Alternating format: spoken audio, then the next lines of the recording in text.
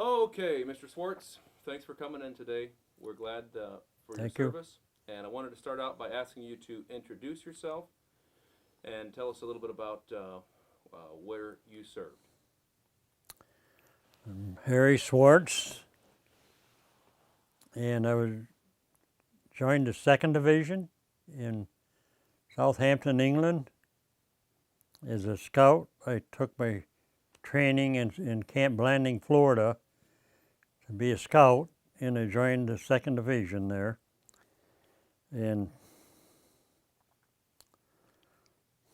And you went basic training down in Florida, Camp Blanding, Florida. okay? And then from that point, after you got through basic, where did you head to? Well, I got a week to go home, and I went home, and they said, open this letter when you go home, and it says, report to Port of Embarkation, New York. I got on there, and I stayed there a few days, and they put me on the Queen Mary, and there was 80 of us, and took us over to Southampton, England, and joined the 2nd Division. And at that point, that was the peacetime division that had started in Texas, Right. and then they called them up during the war. And after that, when you hit Southampton, what was the next step? We stayed there a couple weeks, and then they would to do something. They had us do a little drilling, and I never got to meet an officer or nothing.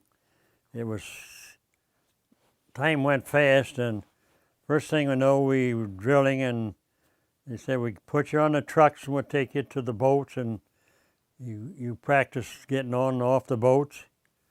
Well, we practiced all day on doing that, and that night the captain come and said, they said we might as well stay on the boat tonight. We stayed on the boat tonight, and when we woke up, we was at Le Havre. Really? So you went in 44 was the year that you ended up over there? Right, 1944. Would you remember the month? Must have been May, maybe? April, May? Probably the middle of May. Was it? Yeah. How long? So you trained about a month then, or so, before you actually went over. It wasn't any more than that. Really? No. Hmm. They didn't tell anybody when. Nobody knew when the war was going to start. Mm-hmm. See, so I just can't. We wasn't there over 2 or 3 weeks. Really? No. So you got in right before they headed over to Normandy. Right. Right. Really? Yeah. And so you got on there. Do you remember that? What was that like when you were all on the boats and seeing all the planes? And did you all go in together? Were you in the first We were wave? supposed to be the second wave. Okay. We was the first boat in that row of boats. And this airplane, there's only 1 or 2 airplanes there, and they said we should all go. They wanted 42 to load in the landing barges, So me and my friend went down the other end of the boat where they was floating these tanks out, watching them, and we had orders to go back to where we belong.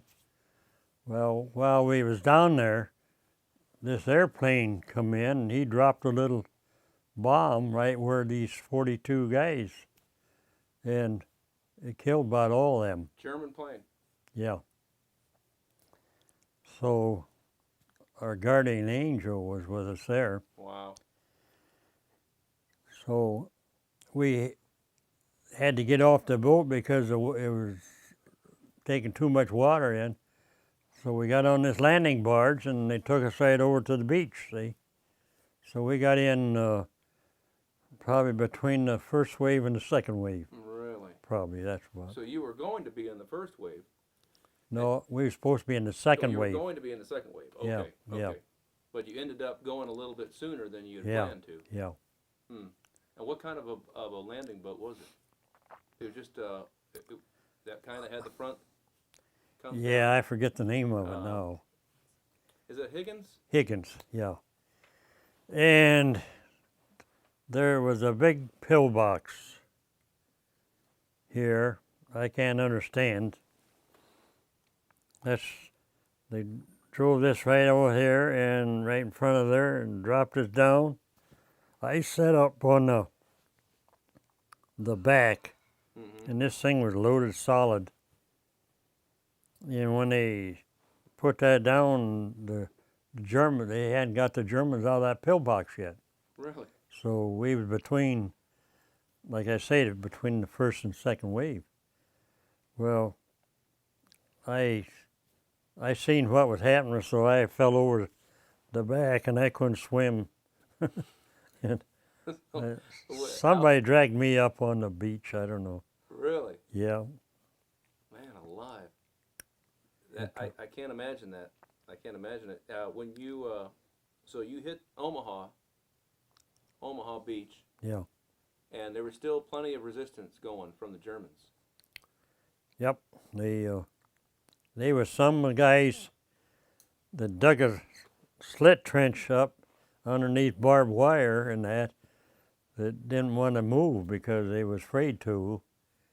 But this gun would not go down and hit them, but it was other machine gun fire firing crossways. Mm-hmm. And they pinned them down, held them there quite a while.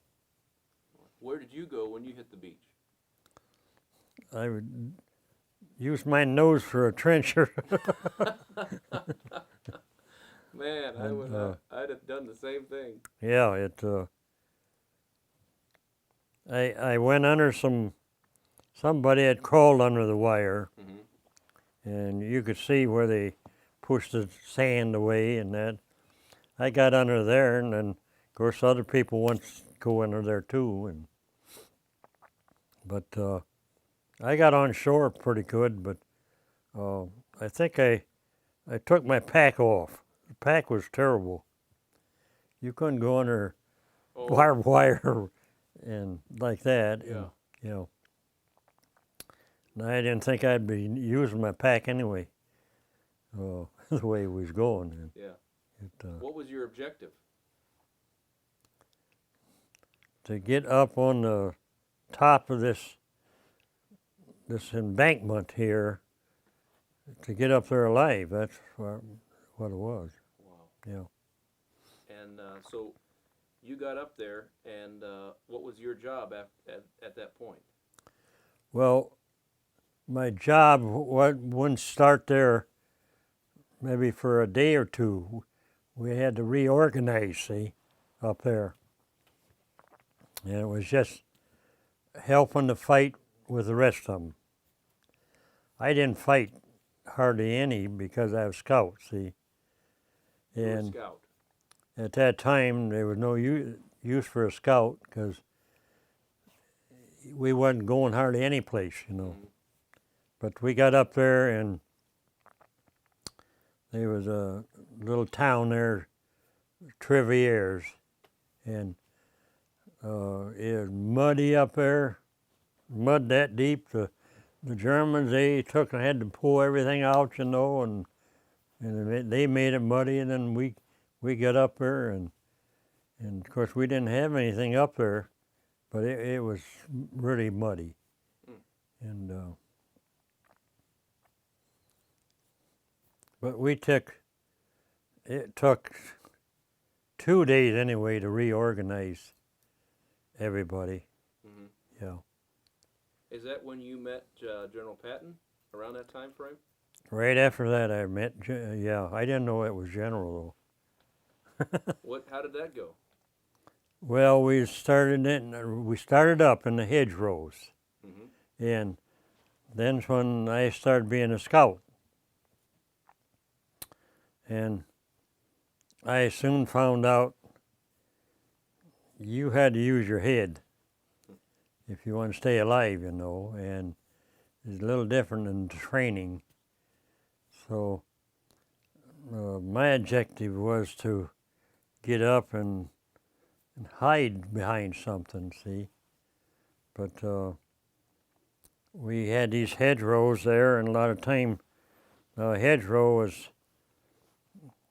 dirt maybe 10, 12 feet wide and trees growing up it, and about this high on the ground, and the Germans a lot of time would dig a little tunnel through there, and then they'd scoot in there and have a machine gun. Well, they knew the enemy was going to come across this strip of ground here, and when they, like I'd say, it's okay to come, I didn't see that hole or anything, well, then they cut loose on the guys, you know, and we losing 15, 20 guys. It was terrible. And so I knew they had some of these tanks they got some of these tanks out. It was the old German Sherman tank from World War I, is what it was. That's all we had. And so I went back to see if we could get a tank come in, and we used 20 pounds of TNT in satchels, and if you was lucky to carry it up there and set it side of the hole, sometimes we was trying to use a mortar to hit it, see, and it worked sometimes, but it wasn't good because we losing so many men. So I thought if I get one of these tanks come in and point that gun down there, see. Well, they was these old men working on these tanks, getting them ready. He didn't have no bars on his shoulder or anything. I didn't know who he was. I just an old man, you know. So he agreed to bring one up there. They brought it up, and the gun wouldn't go down far enough. So that didn't work, and a couple of days later I thought, well, why didn't we have him back the tank up against the other hedgerow and tilt it, you know? Was he driving the tank? No. No. No. He come up and just like somebody else. In a Jeep or something? No, he come up on foot. Really? Oh, yeah. We wasn't very far out. We was all together there for a while, see? Mm-hmm. So he came up and he directed the tank commander, or Yep. the tank driver, to try to shoot that satchel. Yeah. And they couldn't get it low enough. Nope. Nope. And were you wounded around that time frame in the hedgerows? Nope. Where was the first time you got wounded? It was about 3 or 4 days later, I got pinned down myself. That's when I started learning a lot. And I heard somebody on the other side, but I couldn't see no hole. And I thought I might have to get up there and look around, see. I got up there and I didn't know there was wire in there. And when I got there, and then the Germans flocked around there and started shooting, and they didn't hit me, but I jumped and cut the wire. It took my helmet off, and the wire went right across here, you know. Oh, okay. And of course I had blowing bubbles of blood, you know. Yeah. But it wasn't serious, so the captain said, "I give you a Purple Heart." I said, "No, really going back was worse than staying on the front line a lot of time." Wow. So Now, what about Hill 192? well, we took that 3 times. Now, this is after the hedgerows. Yeah. Yeah. Can you tell me about that? We was on the front line there all, in Hill 192 after we took it. But we went up here, and they halfway up and I was scout, see. There was a house and a barn together. Got up there and I heard noise. The doors was half cut in two, and the top open. And I heard a lot of noise in there, chairs moving around, and I thought, well, they're in there eating dinner, see. So I backs up and throw a grenade in, and man, all I heard was squealing, you know. There was a sow and pigs in there. And You killed the bacon. oh, gee whiz. There wasn't a German in there. So I motioned the company all come up. We talked a while. And then the captain says, we better get going. So I went on and went a ways and found some Germans. And we chased them a little further, and then they chased us. They chased us back down. We went back down, and the captain said, well, we got to regroup and do this all over again. So we did. We took that hill 3 times.